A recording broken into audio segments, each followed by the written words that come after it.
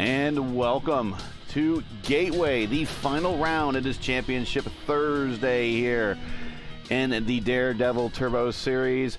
Currently, we are about 4 minutes into, or about 4 minutes left here in qualifying. We have a bit of a abbreviated session today with, let's call it a virtual rain delay. It's a little bit more of an admin issue at the front end getting these sessions to load. But we're in. We're going to get to some laps in as well as tonight. Only 10 cars, so hey, guaranteed top 10 for everybody today. So it sounds like a whole bunch of people are going to Sizzler after the race for some steaks. But we're going to have some champagne and caviar because we have the current reigning and defending Turbo Series champion right here in the booth with us. We got James Watson. James, you got your ears on, and can you hear us? I got you loud and clear, and I'm happy to be here. Like I said, we got champagne and caviar up in the booth because we have the champ. Your thoughts on tonight's lineup? Like I said, small field. We have still a bit of a battle for the championship. Looks like we got a bit of slick track today too. That's going to be fun. But so far, what you've seen, you've been actually watching this a little bit longer than I have been setting up for the stream. What have you seen, and what are your thoughts? Oh man, this race is going to be insane because yeah, everyone is struggling with the grip. Just saw Nagisa do a little power sliding up off of turn 4. So it's going to be interesting to see how everyone deals with that. Oh no, Wes Shire in the wall. Oh, that's not what you want to see. Yeah, Wes doing a big getting loose there off of turn 2 into the inside wall. If you remember from last night, the IndyCar race, this has a pretty generous level of tolerance when it comes to throwing the caution here. If the cars go into the infield and well out of the way of the racing line, we are going to stay green. In the real world, that's obviously going to be a caution, but not so much here in the virtual world at Gateway.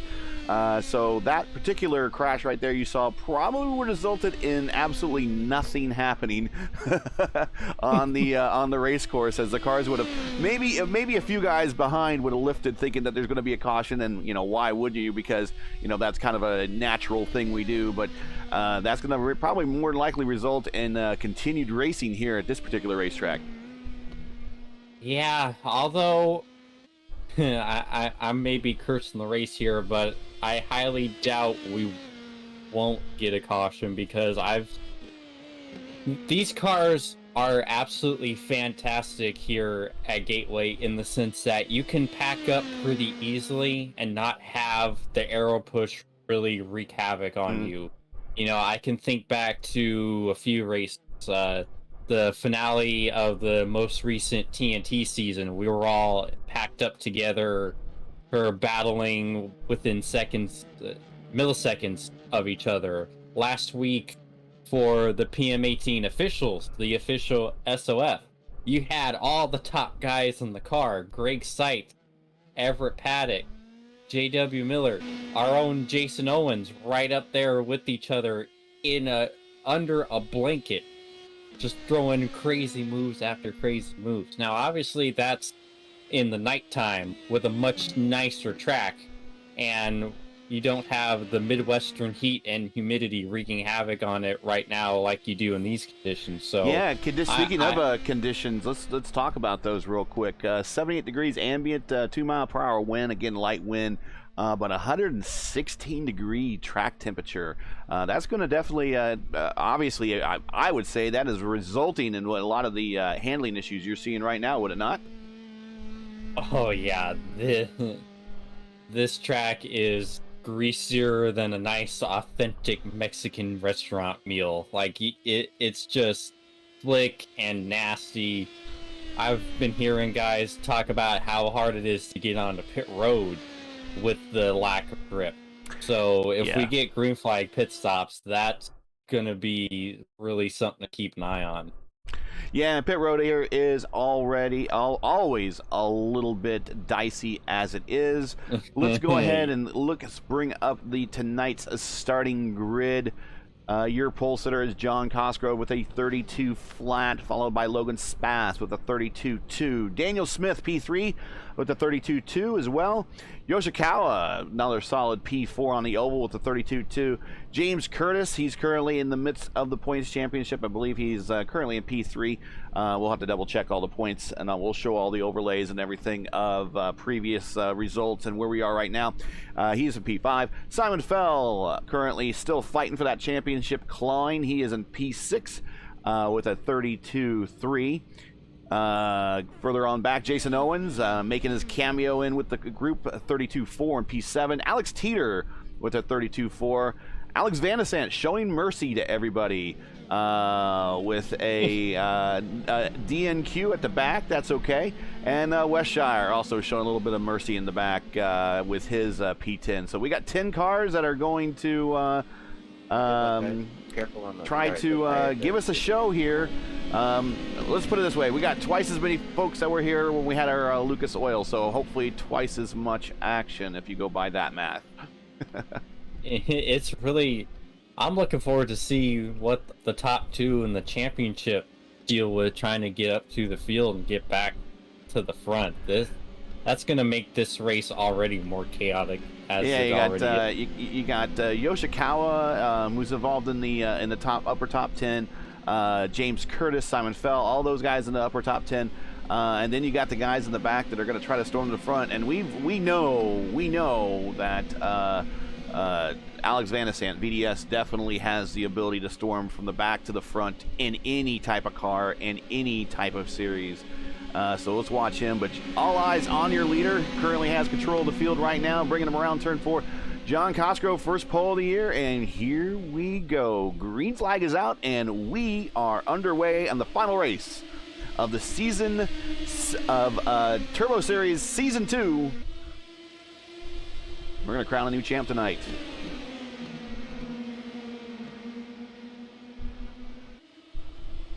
A lot of cars already going to the high side. Yeah, the high side of 1 and 2 has always been a little bit OP. Simon fell well up into the gray in turns 3 and 4. Still gets some momentum that way. Alex Teeter right behind him. First lap around, Cosgrove, Spath, Smith, Yoshikawa, Curtis, your top 5. Not much movement from your championship contenders in the back. VDS P9, Shire 10. We got a car spinning off of turn 2 to the inside of the track. No current right now. Did you hit anything?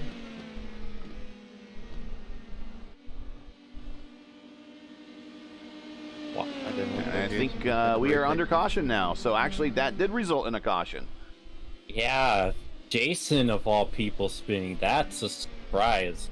I know Jason has always preferred tight cars, and a little bit of a loose car doesn't really agree with him, but even still, it's surprising to see someone of his caliber loop it this early into a run.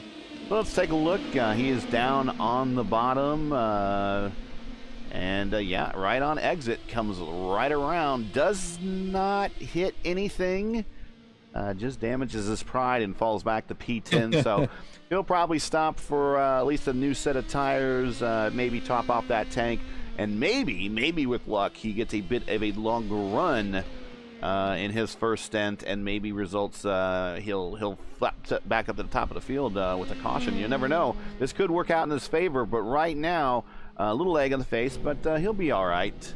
A whole bunch are pitting. Actually, VDS is pitting right now, so he's going to top off. We know he likes to play the long fuel game, as well as Jason Owens is coming in to get those Cooper tires. Even though they're hockey pucks, you'll want to get them off after doing one of those spins. I don't know, though. They might finally be in proper operating condition after that. And one thing iRacing has yet to really do is replicate any flat spots. So, of course, if he had any flat spots, he would never know. But it didn't look like it anyways if that was a real-life spin. I think his wheels always kept spinning. But it did kind of show that, at least with cold tires, on the bottom is not the place you want to be. No, as I was saying a bit before that, the outside line here is really overpowered. Or because how flat it is, you don't have a whole lot of banking to work with. So that little bit of banking, even as flat as it seems, it's just money. So unless you can pull a great slide job, you're gonna have to try to see if you can get around the outside. Try to grow a little bit of cojones like the RIL leader, Mr. Chris Kresge, was doing in the TNT finale. I mean, he was pulling moves around the outside I didn't even know were possible. Watching him gave me anxiety attacks. Well, Curtis and Shire now are also kind of mirroring Alex there a little bit. They are doing some last second dives to pit road. I believe the lights are out on the pace car, so we are going to go back green this time by...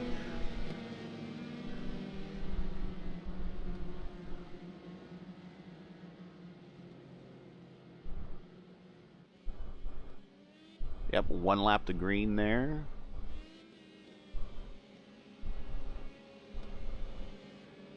They will quickly rejoin the tail end of the field. Not a lot of time lost. Yeah, the top line, the high line through turns 1 and 2 is the in the slower cars. And when I say the slower Formula cars, I mean these. I will probably loop in there the Lotus 79s, maybe the U.S. Formula Fords if any of them race here. That higher line's the way to go. In the IR18, that is not the way to go. You want to go right to the bottom in those cars. So you're going to see a lot of these cars take a line that is a little bit different than what we saw last night with the IR18s and the Schaefer Cup. These guys will be racing a little bit higher next to the wall than what you're normally used to. It's like Costco is bringing him down slowly. He is waiting for that green flag to show. He's not going to get a bit of a run at all on this field. It's kind of stacking him up a little bit in the back. We saw Teeter kind of taking some evasive action, trying to prevent himself getting to the back of somebody. But we're back underway, and everybody's right back down to the low line. So we haven't learned quite yet, but we'll see next time when they come through. There's Alex to the inside, midway down the backstretch, looking to make a position there on Fell and Teeter. Yeah, it's interesting watching John's tactics. He was going with the Colton Herta, you know, slow, snail, and right when everyone least expected it. Thankfully, these restarts went through a little better than, you know, when we were here in Gateway in real life. Oh yeah, that was shots fired. Yeah, that. Oh, we got a shot for the lead here. By the way, here comes Daniel Smith to the inside, down low around Costco. I think Costco might have just let him go, and that's probably not a bad thing. Logan Spaeth maintaining his current position there in P3. Not even really trying to move down aggressively into the draft. Costco takes the draft and is going to work away around Smith. I think Smith got credited for that lap right there. But again, here's where the high side comes into play. Right there, He was side by side right there at the apex by the exit. The pass was complete. Wow, that was close. Yeah, he was. He almost put Spaeth right there into the that access row, and we got a bit of a wiggle going into turn 3 for Smith. That's going to open the door for Costco down low. Yeah, almost put Spaeth into that access road. Now Spaeth decided he's going to take it 3 wide into turn 1. Careful, fellas, God. and look who's coming right up the middle. There's Alex Van de Sant. Oh my, what did I tell you when we started? What did I tell you? It was going to be insane. Even in these ridiculously hot conditions, these guys are going for it. You'd love to see it. Track temp has come down a little bit, still 114. Still plenty hot. Look at the bottom there. Alex Van de Sant already. He's now thinking about taking the 3 wide down the front stretch there. Here is our points leader looking at a potential championship. He's wanting to come out alive here on the other side of this, and he's going as he just rolls right on through, goes right up to the high line. Car's 4 wide, a little bit further on back there. They're all staying together. I always figured at the earlier season when we started going through the lineups of the schedule that these cars would always run well here. And as we're putting on a pretty good show, as the draft is playing a big role, Costco getting back underneath Van de Sant there going into turn 3. Van de Sant staying up high. He's going to maintain that momentum right down into turn 1. Yeah, something about the setup that we have for tonight's race. It seems almost kind of very aero heavy, and because of that I'm getting shades of like a DW12 era Indy 500 with the lead switching hands every possible moment they can, and that really makes for a great race for the folks at home because it's as unpredictable as you can get. because who knows who's going to be at the right position with the lead at the right time coming down to it. Now we got 3 cars looking for the lead there in turn 1. You had Cosgrove up high following the tracks of Van de Sant, and right down beneath him, Dan Smith. Then Logan Space is right there. Alex Teeter has worked his way up. Teeter is up 3 spots from the start. James Curtis taking a bit of a conservative approach in this particular race. The Phoenix winner from earlier in the year, down 5. He's currently just kind of rolling in the back there. He did top off his tanks there in the last pit stop, so he's maybe playing a little bit of a long game right now. Yeah, it's hard to say what fuel mileage is going to be. So, especially with potential cautions getting mixed, so I wouldn't put it past Curtis to be doing a pretty heavy fuel save. He's pulled off some great runs with strategy shenanigans before. Yeah, no one's really pulled off the no stop at Road America quite like you yet, so we'll see. We'll see what happens here. Now the IndyCar. Simon Fell got a little loose there off of turn 2 on the inside of the track, coming off shallow. I think that you want to stay wide and not turn your wheel nearly as much in turns 1 and 2. I think that's where a lot more problems are going to result tonight or today. We'll see. Yeah, the IndyCars last night were getting right around 45 laps or so for a tank. I would imagine that these guys, they're going to have to make a stop, and I don't think a full tank is going to get you 60 laps. It'll get them close, but it's not going to get them to the finish. So I think those guys at the back might be playing the wise strategy call right now. Owens wasting no time recovering from his spin. He's right up with this group now, up high in turns 3 and 4. He's recovered pretty well. Yeah, that's not surprising to see Jason Owens back up in here. As long as his car is as long as the pieces of his car are where they need to be, he's always going to be tough to beat.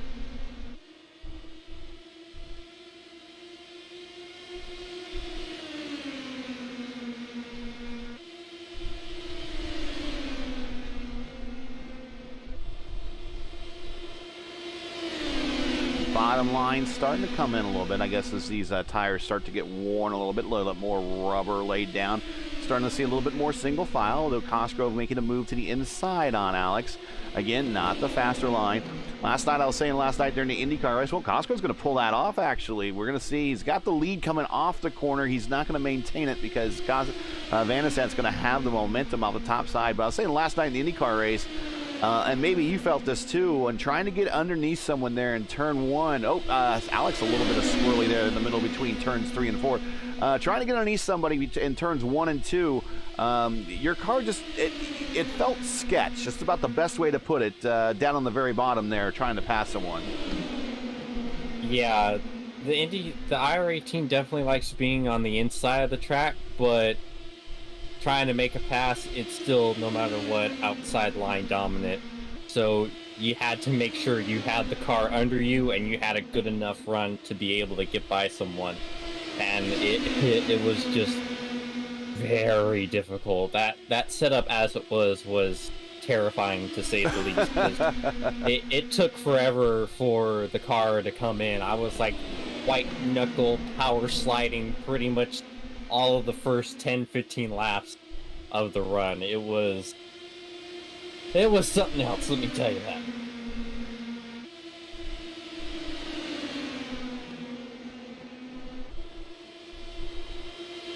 I wonder if Wes has had enough with the fuel save, because he is starting to make his way up.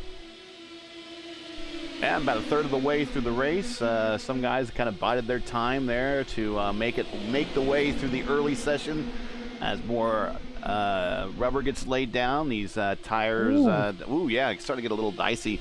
They're all sticking together. They're not strung out at all. Nothing like the IndyCar race where they started to string out. Rather, about 10 laps into the run, everybody started finding their own pace based upon kind of that aero push. That aero push doesn't seem to be much of an issue right now. In fact, I might say, and maybe you can, here we go. Wide into turn 1. There we go.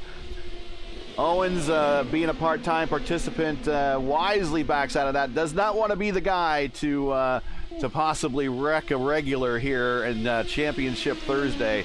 We'll see if he does that again later in the race when money's on the line. I think he's just taking it easy for now, but I was getting ready to say, I'm dare say these cars are probably behaving better when they're directly behind another one, because they're so loose now. When you don't have that air on the front, it kind of balances the car out when you're now suffering the aero push. definitely, because the car tends to skew a little bit loose, so having all that aero push really helps stabilize the car and makes it a lot more comfortable. If you can get a car that's neutral in the clean air, you've got something spectacular.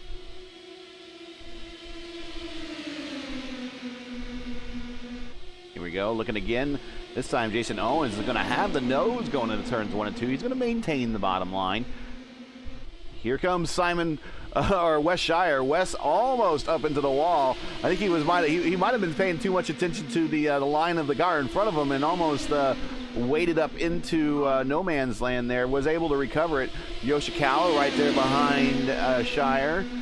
We got a bit of a 4-car line there, 4-car train. Teeter now has worked his way up into P3. Now we go 2x2 again in the turn 1. This is fun. This is exactly what you want to see, especially with the... Whoa, big wiggle from Jason. Oh my goodness. Big wiggle, and here comes Teeter to the inside. Now Alex is in a bad spot. He's going to have a very shallow turn in, and that's going to cost them a little bit, as now his main points champion is right there next to him, right there on the racetrack. Oh man, that last lap entering turn 3. Oh, and there's a little net code, and that's going to that we might have had a little bit of contact with our points leader, and we are now back under yellow with an incident going. No caution. No caution. We are still green. We are still green. All right. Well, we are still green. I don't know what type of damage that we have on cars out there has resulted from a netcode collision going in the one between Cosgrove and Teeter. Looks like they just kind of crowded each other a little bit going in the one. It might have got contact with Van de Sant. We do not know that yet. We're going to see how this plays out with Van de Sant getting more laps. And if he begins to start pushing, then we will know that there's some sort of damage to that front wing. The way he's going, nothing seems worse for the wear. He seems perfectly fine. That is unreal for the points leader. That's Scott Dixon type luck right there. When you're the points leader and you have cars dying in front of you and you just pass through. That is Scott Dixon level of witchcraft, whatever you want to call it. Well, Cosgrove is in the pits. Again, these cars are pretty repairable. Smith with a bit of a wiggle there coming on the exit of 2. P2 in the points. Wes Shire is now your current leader. Trying to make a run, last-minute run here at the championship. Right behind him is Teeter in a battle for third between VDS and Dan Smith. I do have, you can watch the action here on the track, but I do want to show people at home the series point situation after round 11. Now, it was last week at Laguna Seca. Alex has almost a 40-point advantage over Wes. So really, Alex is going to have to... Oh, lead change. There's a change for the lead. We'll get back here to live TV again. Oop, there we go. It's going to take really Alex to have to fall out and not be able to recover to get back in to allow Wes with virtually a win is what's going to take for him. Win, fastest lap, you name it, every bonus point he can get imaginable to kind of make up the available room there to get it as close as possible. But right now, even winning the race for, and there's Dan Smith taking a shot to the inside there on Teeter. Even if Shire were to win the race, it's basically just winning the battle, but not the war. So a long way to go here. We're about the halfway point still. Championship is not quite yet decided, but is getting closer as every lap ticks off. Yeah, well, this is the scenario that Wes needed. You know, Wes is the reigning TNT champion, so if anyone can wheel one of these cars around an oval, it's Wes Shire. So this is what he needs to be able to try to make that miracle run. Obviously, it's tough with his main competitor right there in front of him, but stranger things have happened. Here, you can really hear them with the way that you can hear the butterflies close on these cars, on their engines, and their backfire. You can really hear them going through in turns 1 and 2, kind of feathering that throttle. Yeah, you can hear them bottoming out too in a little bit. That's the weird thing about these cars, is they've always bottomed out fairly easily. Wes cannot get any closer to Alex going into turn 1 than what he was right then.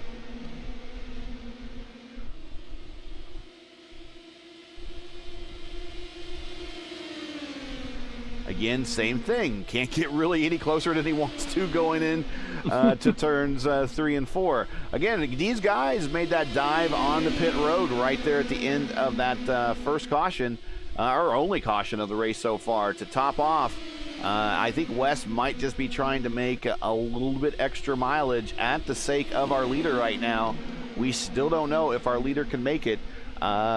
Right now we show them at 28 and 29 laps respectively on their current stint. Teeter, Smith, Fell, at Spaeth, and Yoshikawa have yet to stop. So we know that they're going to have to stop at some point before the end of this race. Whether that be under green or caution, well, it remains to be seen right now.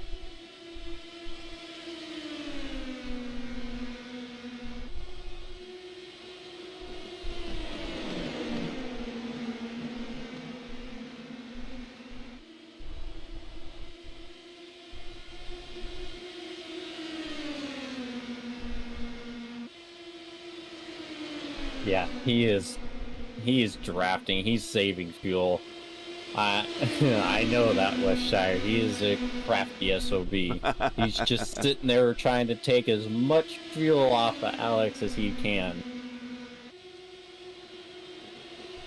I feel like with how cerebral he is, I think Wes is the only person that could be able to follow behind someone that close and not have anything bad happen, knock on wood.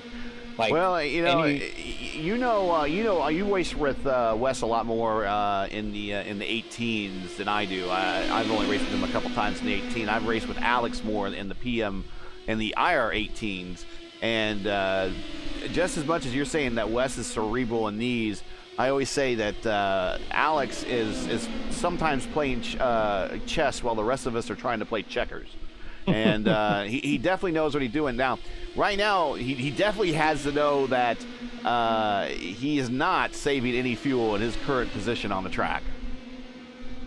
Checkers? Hell, I feel like I'm playing Parcheesi whenever I'm on the track with Alex. I'm not even close to him.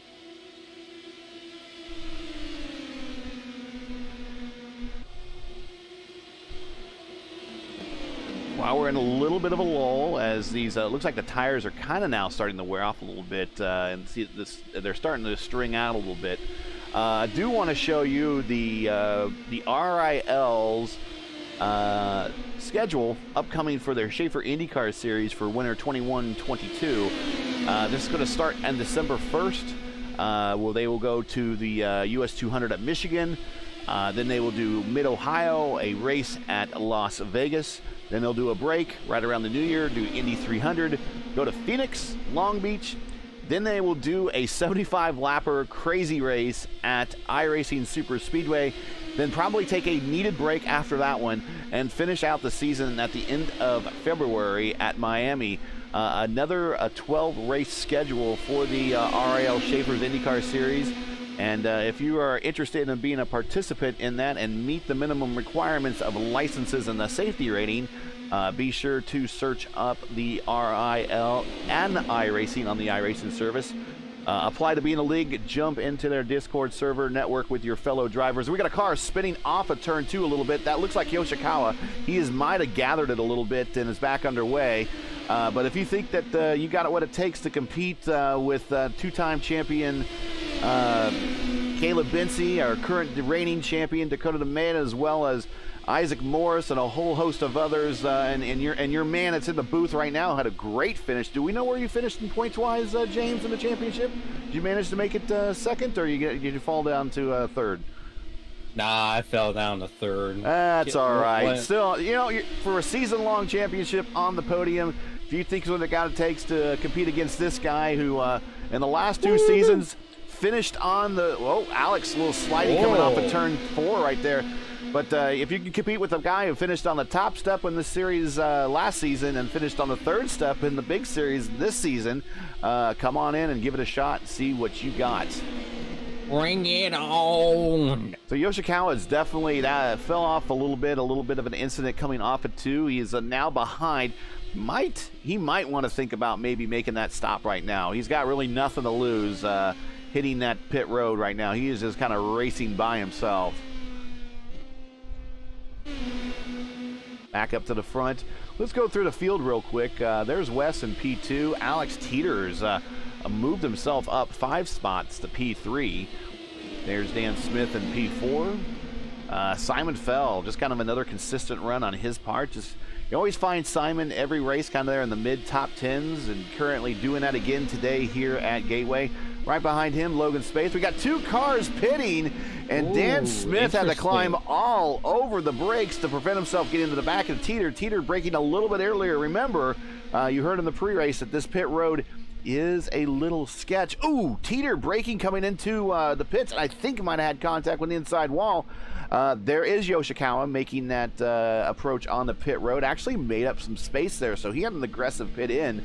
But the 2 Spratty Motorsports cars making their stops here on lap 43. Strategy or not, don't know, but they are going to be good to go to the end. Also, that is going to bring in Dan Smith there, who's going to pit. Cosgrove is still on the track. He is by himself. He's down 3 laps, but he is good to go to the finish, more than likely, because of that incident he had. Alex Van de Sant still on the track. He's going to put down these cars that just stopped a lap. That's how slow pit road is here. Well, not quite Dan Smith. Dan Smith is out in front, not quite down a lap, and that's probably a good thing. That's going to keep him on the tail end of the lead lap, and long as he could stay there, and he should with these newer tires, he should be able to make up time when these others make that eventual stop. But it's going to open the door for Alex finally to get behind someone to conserve a little fuel. Yeah, to piggyback what you were talking about on pit road entry, yeah, if you're not careful, it's not hard to get into some sort of accident entering on pit road with another car. I certainly don't speak from experience. Well, and I speak from experience on that pit in as myself, and I've seen many races, even at the IR18 level at Velocity Online Racing Series here. We've seen people spin on pit ins. We've seen people spin on pit outs. Dan Smith being really nice, letting the leaders by when he didn't really have to. But he's letting the 2 championship guys kind of decided among himself. Being that he was at the end of the lead lap and still in the lead lap, he had every right to fight and stay there, but he let the leaders go. So hopefully that there'll be a situation down the line where the leaders are going to remember that and they can return the favor. Hey, there's James Curtis up in P3. He's quietly moved his way back up into a podium position.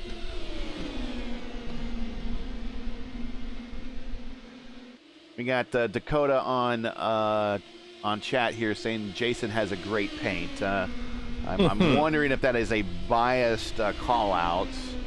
Oh, that is 100% biased. I see you, Dakota. I see through your games.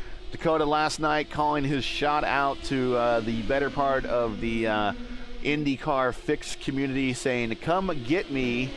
In his pipe bomb promo after he gets his championship win there in the RIL series. "Come get me. I want you," and named specifically about a half dozen folks. Come get me in the next season RIL championship starting in December. So if he name dropped you and you guys know who you are, you have been called out. Just like a good wrestling promo. It's hard enough to deal with the guys in the series as it is. I don't need more people better than me.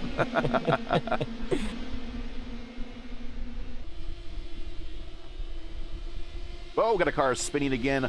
That might have been... That is the 17 of Logan Spaeth. Spaeth. He is recovered, back underway. He is still has Yoshikawa right in front of him, so he can, if he gets back up into that draft, pull himself at least up with Yoshikawa, so Yoshikawa will have a buddy with him. But he has lost contact with that main group. Yoshikawa P8, Spaeth P9. They're all currently down the lap. 4 cars on the lead lap right now.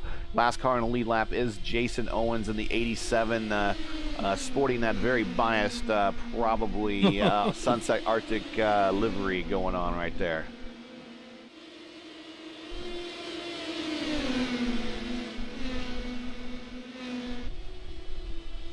So James Curtis right behind Dan Smith. Dan Smith gets out of the way for the 2 leaders. James Curtis is like, hey, come on, man, get out of the way for me. It doesn't seem to necessarily be holding them up, though. But if I was James Curtis, I'd be like, hey, man, you got out of the way for these 2 guys.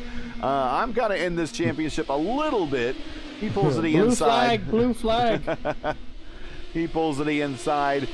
Curtis going to take a look on the outside, probably follow Simon, or actually Westshire there. 10 laps to go. Who is going to make it on fuel? Let's talk about that. Right now, Van de Sant pitted on lap 4. He is currently 48 laps into his current stint. Westshire, lap 5, 47 laps on his current stint. Curtis, lap 5, 47 laps on his current stint. Owens, lap 4, 48. So these guys, I'm going to guess, are good to the positive. That first little dive on the pit road just to top off might have been the difference. And that's probably going to be the deciding factor for this top 4 right here, unless one of those tanks dries up.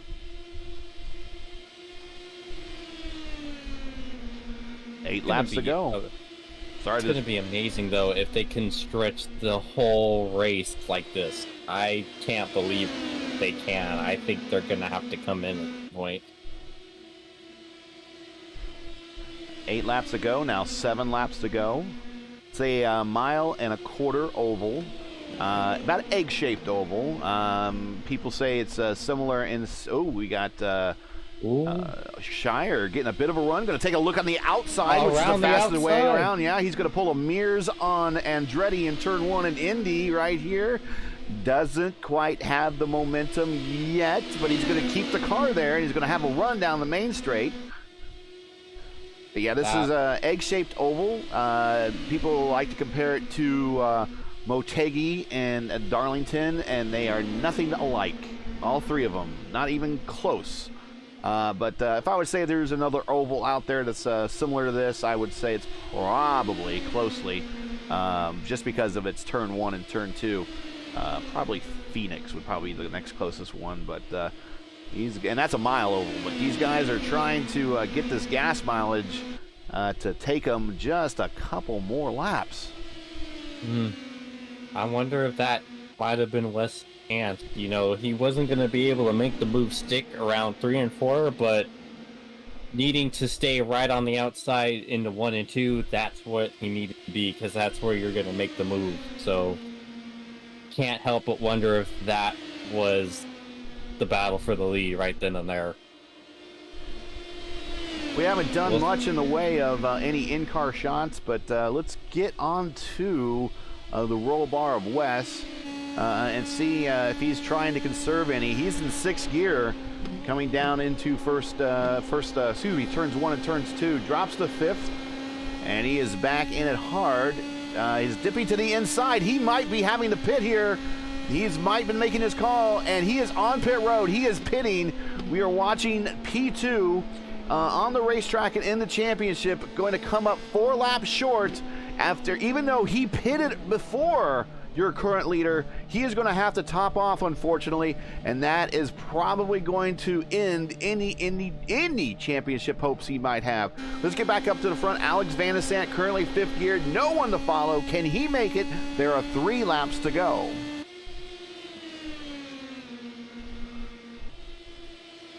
James Curtis, he's right there. James Curtis last stopped. He's on 53 laps of his current stint. Van de Sant, 54 laps of the current stint. Owens, 54 laps of the current stint. Shire went 53 and came up short. So your call's right. You said it's going to be close. I don't know. I'm getting word from the pit lane that West just missed his fuel number, so it may have been a West Shire only problem. I think the rest of them might actually be good to go. Well, here we got James Curtis on the outside of VDS. He's going to try to make that run. Not going to stick. He's going to open the door up to Owens. He's going to cross over. He's going to open the door up for Owens. Owens is like he's going to make his cameo count. Here he goes to the inside with 2 laps to go. Now we're down to 1, so we're final lap, white flag, and we got a battle for the lead here at Gateway. Oh, Alex Van de Sant scoots up to the top of the field. He is in the gray. He is not going to be able to hold the lead. In fact, he might not even hold P2.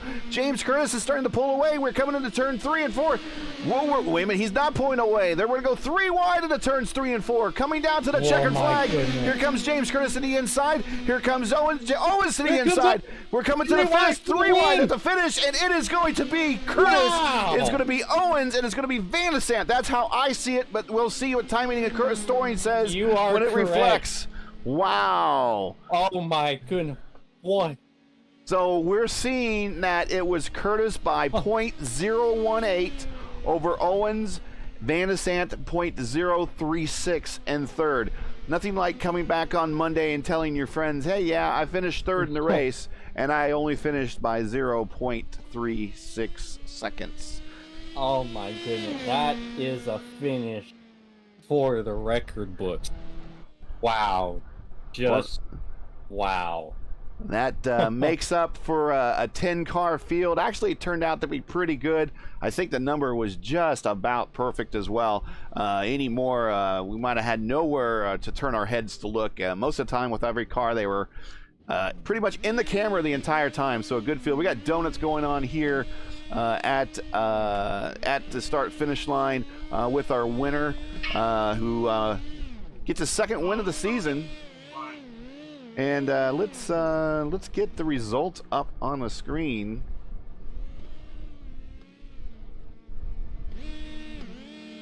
And then we will jump into some interviews.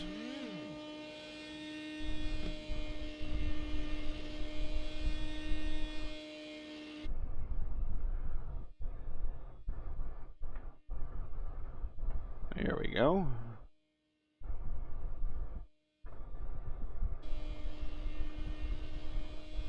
He's still laying him down. Well, that's Alex right now. Alex is like he's going to burn it down. But let's go ahead and get the results in for today's season ender here at Gateway. Only 10 cars. Great race, really, all the way around. James Curtis is your winner with that last lap pass. Jason Owens in P2 with his cameo. I want to thank him for showing up. Made that race just a little bit better. Alex Van de Sant gets the championship, finishes P3. West Shire does not get the championship, finishes P2. Hey, you know, to finish champ in one series and P2 in another, and you're only finishing P2 to Alex Van de Sant, I don't think you really have much to be disappointed about. Dan Smith rounds out the top 5 there with the P5.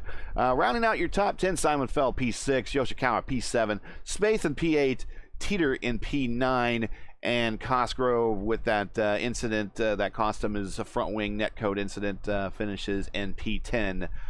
2 laps down, so actually I believe he got some space back there on the racetrack as a result of that. So that is your top 10. Let's take a look and see who might be in the interview channels. We definitely want to talk with Alex. We definitely want to talk with Jason Owens.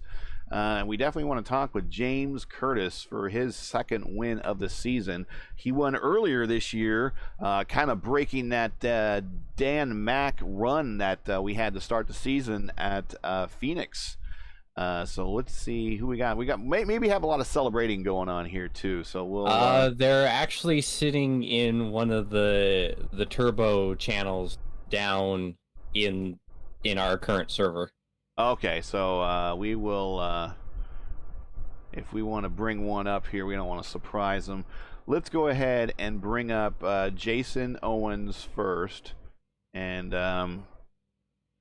we'll go ahead and see if I can. Let's go ahead and drag up Jason here.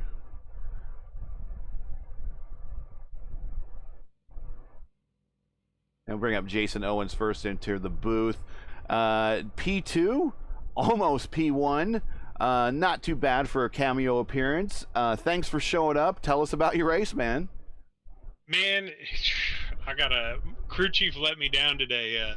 But I don't know if you guys noticed, but I had to save that entire last run because chief told me to put a liter or two in less than I actually needed. So I had to wait. I ran out of fuel crossing the finish line, but it was really great to be here. I want to thank Daredevil Beer for sponsoring the Turbo Series, and Alex and James and Wes, all the guys out here really run great. And this is my favorite track in this car, so it's pretty cool to come out and be a part of the broadcast and have some fun. And hopefully we put on a good show for all the viewers out there. It was unbelievable. It wasn't quite like the bump and run you laid on Wes in the TNT finale, but this is still another absolute barn burner to put in the record books for the PM18s at Gateway. Totally. I don't know if you guys noticed, but I had an inkling of throwing a 3 wide into 3 there and thought better. I didn't want to wad all 3 of us up. So I'm surprised you didn't. Knowing you, I'm like, oh, he's gonna send it. This is gonna be incredible. He's gonna send it. Well, so there was that, James. If it had been my set where I knew I had the downforce to throw it in there, I'd 100%. But running this fixed set, I don't like a tail happy car that much, so happy with how I drove, but I didn't want to mess up any championship or anybody else's. Yeah, race. I think there was a time earlier in the race that you thought about taking it 3 wide, and I might have gone into turn 1, and I think I said something about, maybe a bit early to do that, and also, making a cameo. You don't want to take out. I think it was because it was with Wes and Alex at the time. And I said, making a cameo, probably don't want to be that guy that wrecks the leaders. But I said, but wait till the end of the race, and we'll see if that's different. And for sure, when you're racing for the money there at the end, I don't expect anything less of whether you're a full-timer or a part-timer in the series on that last lap going for that win. Great run, great car control. I know it wasn't the best setup out there, but everyone's in the same boat, so good job there. With that said, I know that there's going to be another Daredevil series coming next. I'm not sure when exactly, but there will be a season 3. Will we see you as a regular participant of that, or too early to be seen at this point? Plans are yes. Okay. Plan to be here. So, you guys, it's kind of a meme at this point, but this car on ovals is my favorite thing, and I'm trying to get a little bit better at the road side of the house, so I'll be there. All right, so we get a maybe, so there's a chance. Well, Jason Owens, congratulations while we got you here. I know you're always streaming for the greater good and for a bunch of people. Go ahead and do us your shout outs and anybody you'd like to say hi to out there. Obviously, hi Mom, gotta pull Scott Pruitt. And just want to thank Extra Life, Riley Children's Hospital here in Indianapolis, and Children's Miracle Network hospitals out there taking care of kids. There's not a lot, particularly with everything that's going on these days, taking care of kids, and they don't ever take into consideration whether or not somebody can pay to bring in a kid and help get them better. So not many better charities out there, and just happy to be able to run for Extra Life and stick it on the podium. And man, I think 100th or so either way is the difference between the top step or down a step. It's kind of crazy. Exactly. Well, I'm sure the sponsors will be happy nevertheless, and for a good cause. We thank you for joining us this week. Hopefully see you next season, and we'll catch you on later on down the road, whether it be here in RIL or TNT. Right on. Take it easy. There you go, P2. Jason Owens, just by a sliver. Let's get James Curtis in here, because I know he's going to be excited. He is your winner. We're going to save the champ for last. I can drag him in here. All right, there is James Curtis, your winner. That's second win of the season, so good there. I know you were hoping for some more after that win that you had at Phoenix. you look like that you were just having to save some fuel there at the end, and finally you made your move there as you crossed the start-finish line coming to the white flag, made it stick, and ended up coming out on the other end of that lap as your winner barely. But from your point of view, where could you go on that last lap to kind of keep anybody behind you? Oh man, I was just trying to go as fast as I could. I know that, Jason is a specialist at this track, and Alex is just an amazing driver. So it was all about just hitting the line and keeping as much momentum as I can, and just try to get across the line before they can pass me. And was just able to do that. I noticed really.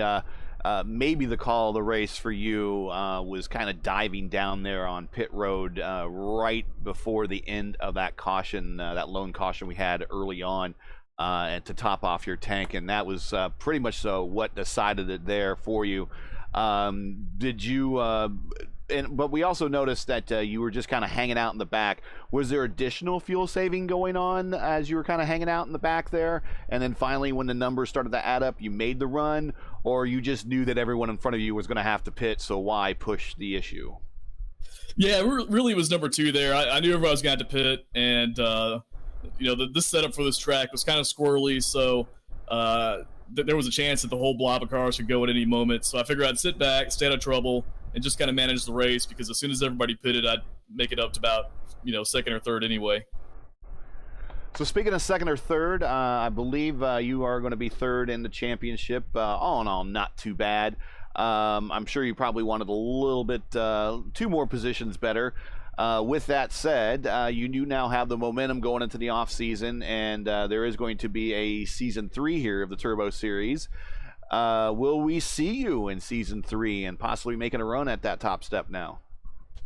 I really hope so. It depends on what night they do it. I really like the Thursday nights. Wednesdays are harder for me, so I've heard that there's rumors about it going to Wednesdays. So we'll see. If I can make it, though, it's such a fun series. I'd love to come back. I love the mix of ovals and road courses. So fingers crossed I can make it. Before we let you go, I know it's been a while since we've had you in here, but you definitely have earned another opportunity to give your shout-outs to sponsors and friends. Anybody you want to say hi to? Well, hey, big shout-out to all my friends out there watching the stream, everybody out there watching the broadcast. You guys do a fantastic job every week. I know you entertain the people that like watching me, so that they keep coming back. Shout out to Daredevil Brewing for being such a great sponsor for the season. And shout out to Tony and Chris for running this thing and making it such a fun league. Well, there you have it. Congrats on the win. Doesn't matter how narrow that win is. A win is a win, and you get it going into the off season with all the momentum. So congrats on that second win of the season. And we will see you hopefully again when season 3 kicks off, and I'm sure you're going to be one of the championship favorites. So congrats, thanks a lot, and have yourself a great off season. We'll catch you later. I appreciate it. All right, so let's bring up the champ here and bring him on into the booth. Here he is, Alex. As John Cena likes to say, the champ is here, and the champ as indeed is here. In fact, we got 2 champs. So James is going to pass you the virtual crown here to crown you the Series 2, Season 2 Daredevil Turbo Series champion. Congratulations, champ. Before we get into that last bit of the race, let's just talk about your season, your feelings about being champ, and where are we going next? Yeah, it's awesome. I mean, this is the second championship of anything that I've ever won. I got VOR earlier this year, so really proud. I've worked hard for this one, and it was an awesome season. I've learned so much about this car from all the guys that are super experienced with it. I've had just so much fun racing with all of them. So yeah, very happy with this. Don't really know what my plans are for RIL going forward. Wednesdays are pretty tough for me, so but I'll definitely jump into any series wherever I can. So yeah, just I'll keep an eye out. Actually, the champ, So- the the former champ now, because you're now the reigning champ, as he just passed over the crown. He has a question for you though, and it's a legit question. Yeah. Well, first I like to officially do it. I like to pass along the title of Turbo Man over you, Alex. Congratulations. You are an incredibly worthy champion. I just want to ask, what's it like to throw your name into the absolute legendary pantheon of names of RIL champions and me? Oh, it's no, it's a big honor. I was runner up in the first 2 seasons of the IndyCar series, and I just came so close both times. But yeah, this is huge. It's been a tough season. It was really close, and I had to really, just jump in and try and learn this car from the beginning. And it was, just the opportunity to learn that has been great, and then being able to get the championship on top of it is awesome. So let's talk about that last lap. Let's talk about that last stint. You were among about a host of 4 or 5 others that kind of jumped down to pit road right there at the end of that last caution. We know that you're a master strategist when it comes to fuel saving. I would imagine that when that caution came out, you were already kind of starting shotgun on the field. I would imagine that's because you were wanting to save anyways, or were you just kind of anticipating because of the setup that there might be larger calamities in front of you and just to take it easy? Well, I knew, like going into this race, you could do the whole race on 1 tank of fuel. You just don't start with enough to do the whole race. So, and that's how it's been for a lot of these races. So if you get an early caution on an oval, you just pit right then. Mm-hmm. I didn't take tires or anything. So, and then if it goes green like it did, you just go to the end. You don't have to worry about the green flag stops. It's a big advantage. So yeah, I guess, and Jason and Wes had, and James had the same idea, of course, but just Wes and Jason had to save, actually. He told me, but they just didn't quite put in enough. But there was definitely room in the tank for that. How much did you finish with? About 2.5 liters left. I overfueled a little bit. Okay. When we pit, I put in enough fuel to go to to do an entire race, but we were already 3 or 4 laps in. So, but it was fine. With that little doesn't really affect the car too much. What were the tires there at the end? Well, I realized too late Wes was trying to mega save right behind me. Otherwise it would have taken it a bit easier on the front tires, especially. Mm-hmm. The setup was designed for night. It drove mostly fine in the day, but it was just a little tighter, longer in the run, but also very loose on fresher tires. So okay. It was interesting how it evolved, but yeah, I just couldn't hold the high line in 1 and 2, on either end of the track, and so that allowed James and Jason to get under me and catch me in those last few laps. Go ahead, James. I was just gonna make a little comment. So you still had a decent amount of fuel, not like me at Road America last year, chugging along the finish line with only 1/10 of a lap left. Yeah, I had plenty of fuel left. Now we are going to see a season 2 here, or season 3, excuse me, of the Turbo Series. Will we see you making a return to the series for season 3, or will you be jumping over to the Schaefer Cup to start with their next series starting in December? Well, unfortunately, I have conflicts on Wednesday nights going forward, so I won't be able to make a full-time effort. But I have another league commitment then, so they do have occasional off weeks and a decent off season. So, wherever there's an off week, I'll definitely try and jump in. Well, you earned the number 1. You might as well sport it while you can. Congratulations. Yeah, like I said in the broadcast, I think you finished 0.36 off first. It's just on some godly number that you never expect to finish like that number off and then say, oh, I finished third. Most of the time that might be second, but you finished third.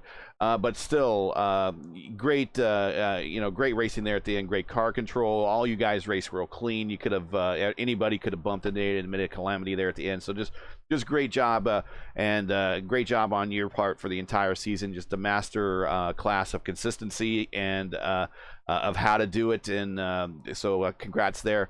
Now I guess give you the mic here. Take whatever time you need. Congratulate anybody you wish to. Shout out anybody you wish to. Thank your sponsors. Whatever you want. The time is completely yours. You do not have a time limit.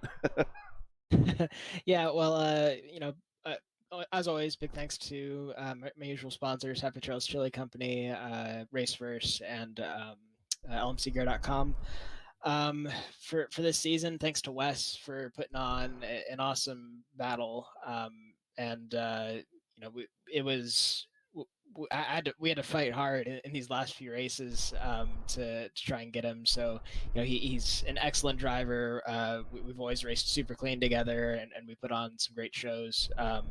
He's done a lot of the setup work for this series, and they've been fantastic for every race. So it just made this series all the more fun to drive. Jason Owens as well. He's a big promoter of this car, which is, it's an awesome car. So big thanks to him for getting this organized and pushing this part of the league forward. Thanks to Tony Potty for organizing the league as a whole for the Turbo Series.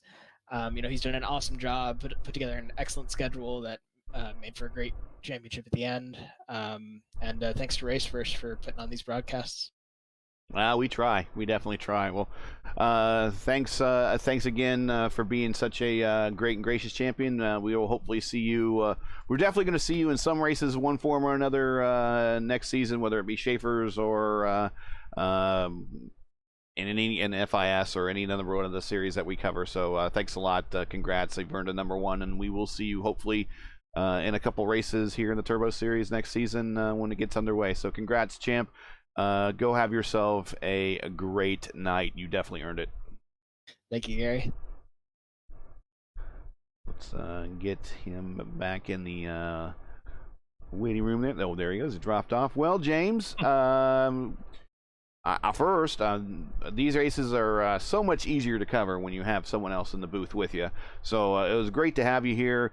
Your thoughts of tonight? I think you kind of called some of it at the front. You were kind of expecting a pretty close race, and it kind of turned out to be that way. Your thoughts, and what's your future look like for possible Turbo Series involvement? For season 3, but what is your involvement at the for RIL in general looking like in the future? So go ahead, it's all yours. Well, I'm gonna be back. You can't get rid of me that easy. I'm definitely gonna be back for Schaefer's Indy next season. Hopefully, try to build off what I would manage to accomplish this past season, and try to maybe get a little higher.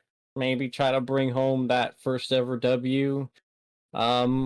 Potentially might be able to return to the Turbo Series. It potentially being moved back to Wednesday actually works really well for me.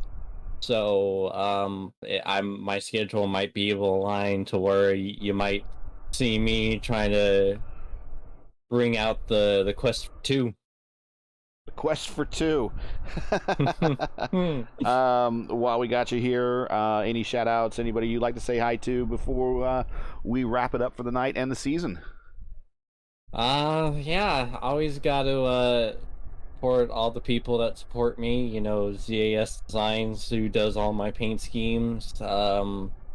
Chris Graham, National Racing Network, my first ever sponsor. He does a lot for me and has helped giving me a lot of avenues to build up my broadcasting experience, which you were able to see tonight. Hopefully I wasn't too annoying to listen to.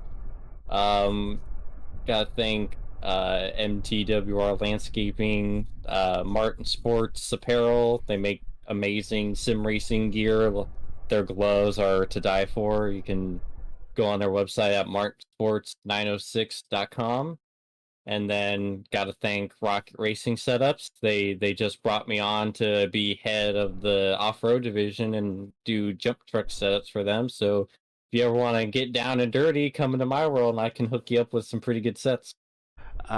Jump trucks. Well, there might actually be some jump trucks showing up here on Raceverse in the future. So we shall see. We probably have at least one broadcast in our future showing that. But well, it's been a great season. I haven't really got a chance myself to talk much about Daredevil at all in this particular race because we were just jam packed with so much.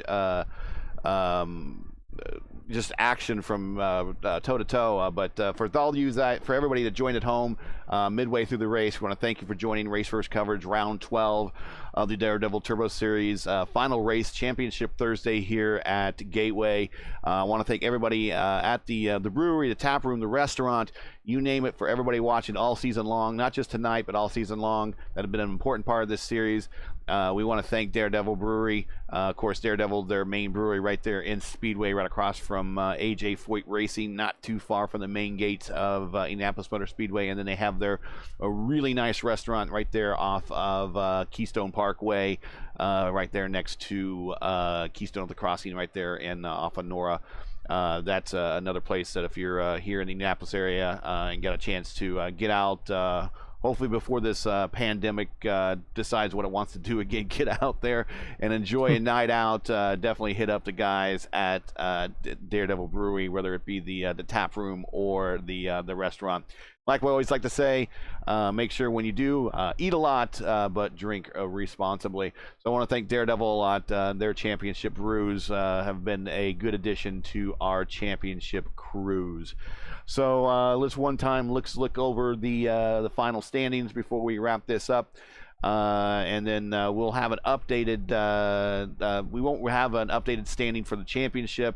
But that will be, if you're a regular participant in the series, it will probably be in the Discord under the Turbo Series, one of the Turbo Series channels. Also, with that said, if you've been watching, if you think that, hey man, I like to hang with these guys, maybe next season be a part of, be a participant, all you need to do is have an iRacing subscription.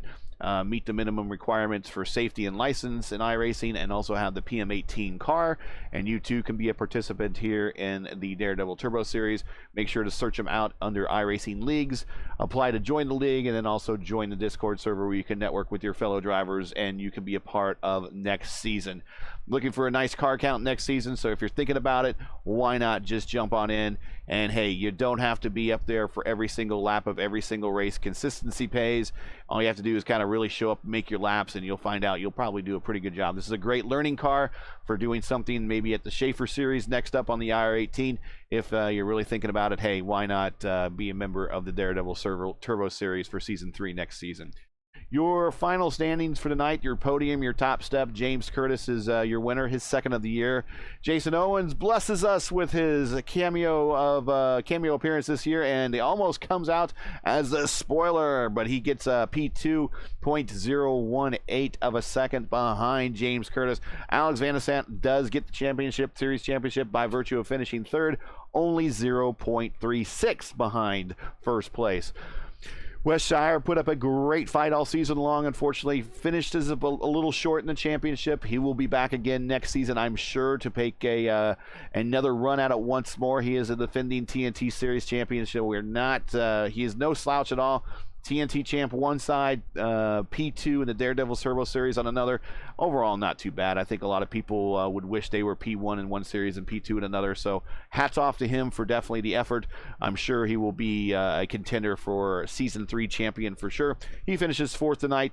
Dan Smith finished his fifth. He was up among the leaders all night long. Simon Fell, just another consistent run by him at P6. Yoshikawa finishing P7th, recovering from a bit of an incident coming off of turn 2. Logan Spaeth, again, kind of in the same boat there, finishing P8. Alex Teeter kind of recovers from a bit of a netcode incident, but got a chance to lead some laps here tonight here at Gateway. And he finishes P9. And then Cosgrove, unfortunately, was a victim of that netcode incident, your pole sitter tonight. But he finishes P10.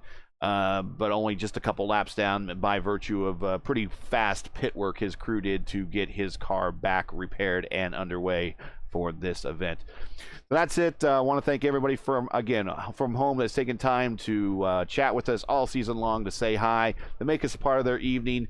Thanks a lot for having us in here again. This is a Race First coverage, round 12, the championship Thursday. Again, I'm Gary Gazzo, been joined here by season 1 champion James Watson in the booth, and we're looking forward to season 3, and hopefully you'll see that season 3 right here on Race First. I want to thank everybody that's out there serving. Godspeed, God bless, and come home safe. And we will see everybody again next season here at the Daredevil Turbo Series on Race First. Good night.